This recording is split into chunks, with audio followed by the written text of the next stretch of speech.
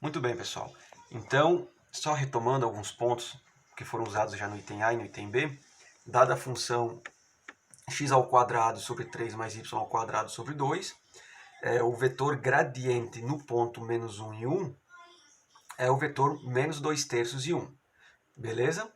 Nós queremos encontrar o vetor unitário, atenção, vetor unitário, né? Então eu escrevi esse vetor unitário como componentes xu e yu. Xu é a componente x do vetor unitário, yu a componente y do vetor unitário. É esse ponto de partida que nós temos que ter.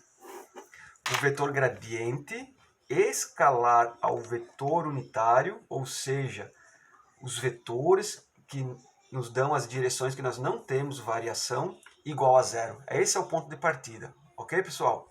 Que é aquele item 3 lá do quadro de resumos do livro. Vamos lá. Então, o vetor gradiente é menos 2 terços 1, escalar ao vetor unitário xu, yu. Esse produto escalar igual a zero. Por que igual a zero? Porque esses dois vetores são ortogonais e nós não temos variação nas direções que são ortogonais ao vetor gradiente. Então, esses dois vetores estão formando um ângulo de 90 graus. Ao calcular o produto escalar, no lado esquerdo dessa igualdade, então repete aqui igual a zero, nós temos menos 2 terços vezes xu mais 1 vezes yu. Temos uma equação com duas incógnitas. As incógnitas, as componentes do vetor unitário. Posso até isolar yu rapidamente aqui. Yu é 2 terços de xu. Guarda ele aqui. Por outro lado,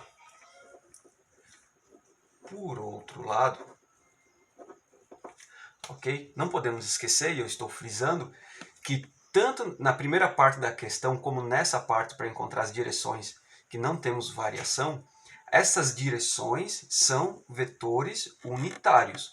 Então o vetor u ele é um vetor unitário, ou seja, o módulo de u igual a 1. Como a gente calcula o módulo de qualquer vetor, raiz quadrada de xu ao quadrado mais yu ao quadrado igual a 1. Eleva ambos os lados ao quadrado, xu ao quadrado mais yu ao quadrado igual a 1. Temos a nossa segunda equação. Pessoal, duas equações com duas incógnitas, um sistema não linear, né? Veja que as incógnitas aqui estão ao quadrado. Resolvendo esse sistema linear de forma até rápida, veja que na primeira equação nós já isolamos o yu. Então, por isso que lá no gabarito eu puxei essa flechinha para cá. Ó. Substituindo yu nessa segunda equação, temos que xu ao quadrado mais 2 terços de xu, tudo isso ao quadrado, igual a 1. Distribui o expoente, xu ao quadrado mais 4 nonos de xu ao quadrado igual a 1. Soma de frações aqui com denominadores diferentes, ok? 13 nonos de xu ao quadrado igual a 1, xu ao quadrado igual a 9 sobre 13, né? Multiplica ambos os lados por 9, ou então passo 9 multiplicando, divide ambos os lados por 13, ou então passo 13 dividindo. Lembre-se, xu é uma componente de um vetor, ela pode ser negativa, né? Então nós temos aqui uma equação do segundo grau, nem preciso usar a fórmula de Bhaskara, porque ela é incompleta, basta extrair a raiz quadrada de ambos os lados, extrair a raiz quadrada. Ao fazer isso, pessoal, xu vai ser mais ou menos raiz de uma fração, raiz em cima, raiz embaixo, ok?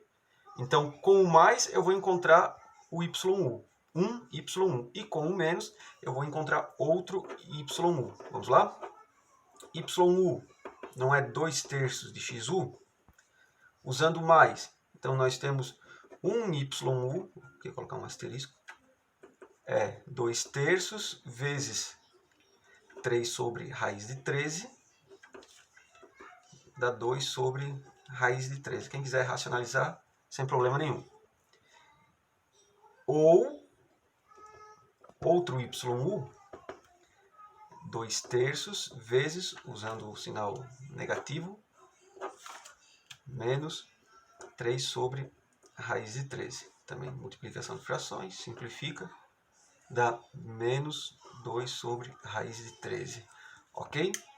Então, encontramos as direções. Uma direção, um vetor aqui, eu vou chamar U1, são com as componentes positivas. 3 raiz de 13, 2 raiz de 13. Usando mais, deu esse daqui. E outra direção, usando a componente menos, a x1 negativa, menos 3 raiz de 13, menos 2 raiz de 13. Então, nós temos duas direções que nós não temos variação nessa superfície ao se deslocar sobre a superfície. Beleza, pessoal? Bons estudos aí!